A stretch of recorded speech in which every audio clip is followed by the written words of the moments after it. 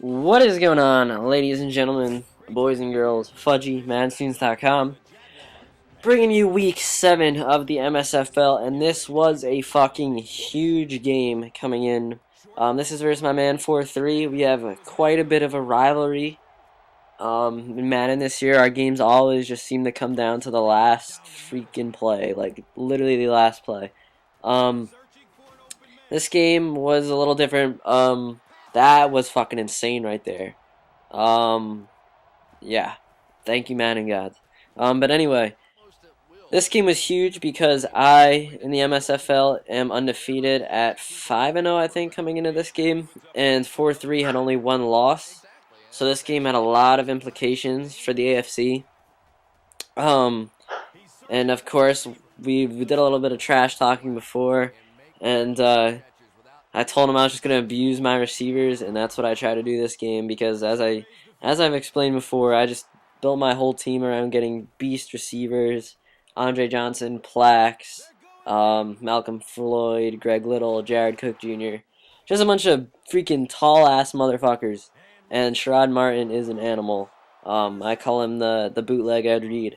But anyway, so I get off to a pretty good start here, and Jared Cook dropping that one, and he was kind of fucking me over because his dynamic player performance said yes, drop open passes. So and then the rain didn't really help me on that throw, and right here, completely my fault. I shouldn't have thrown that ball, but it got picked. Nothing you can do about that other than not throw it, and I did. So nothing really to say about that. Right here, gets a little nice quick pass. And that was a common theme right there. Those injuries. I was feeling for my man 4-3 in this game. Just injury after injury after injury. And that's already after he was coming into this game with like a couple people injured. I know his safety, Tyvon Branch, was an absolute Madden animal. Was hurt coming in. And so was, who else was hurt? Someone, Brandon Tate. It's like a 97 speed or something. So he was suffering from the injury bug, and Greg Little is a freaking glitch. Um, yeah, he was having a little, you know, bad luck with the injury problem. And Plaxico Burris is a freaking glitch. But yeah, oh, and another little, I don't even know. That was a pretty nice play. But yeah, MSFL is going great. Definitely living up to expectations, if not better. If you guys didn't know, I do a little MSFL blog every time we advance. It's called the MSFL Report, and I'll link it in the description. Pretty much all it is I give the players of the week, power rankings, go through the week matchups, like the important week matchups, and then I go through the award races. And speaking of award races, we have a sick race coming down the stretch of the year. We got my boy Ryan Mallett, who is first in the league in passing yards and is one touchdown shy of the touchdown mark. He's trailing to Packy, Peter Tanico. I'm sure most of you guys have seen the legend of Peter Tanico, Packy's little MSFL series on his channel, which is always entertaining, so I definitely suggest you go check that out.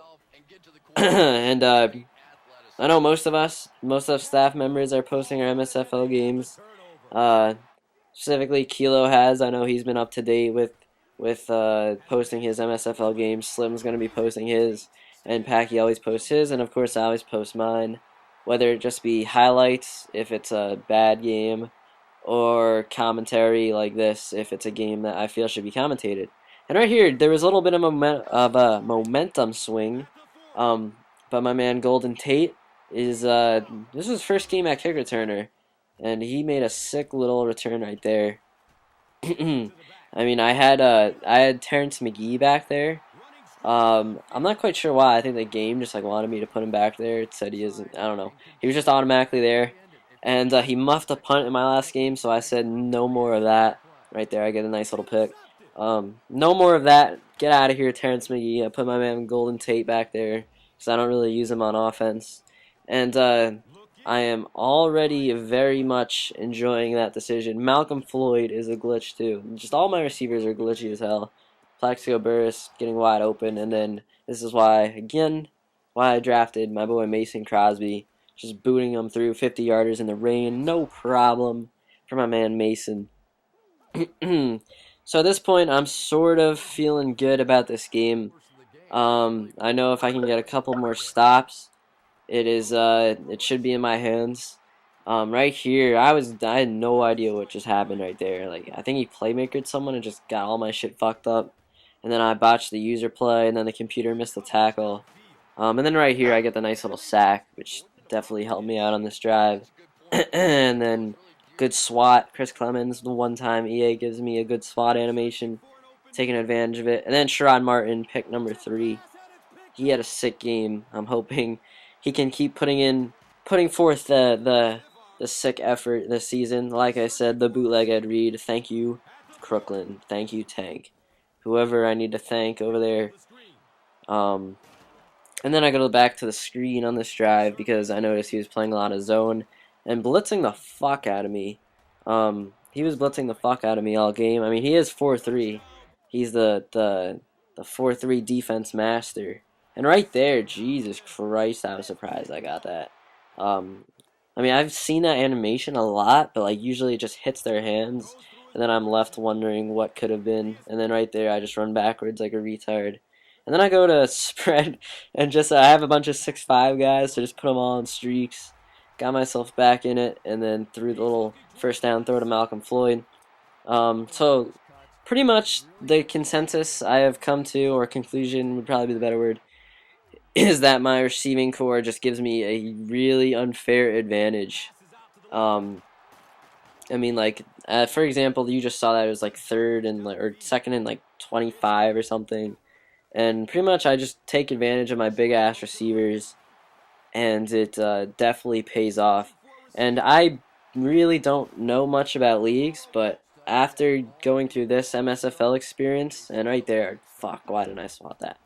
But going through this MSFL experience, I definitely think the way to go is to draft as many good wide receivers as you can. Just because it gives you such an unfair advantage. Like, look at this. 3rd down and 10, why not just throw it up to fucking Plaxico Burress?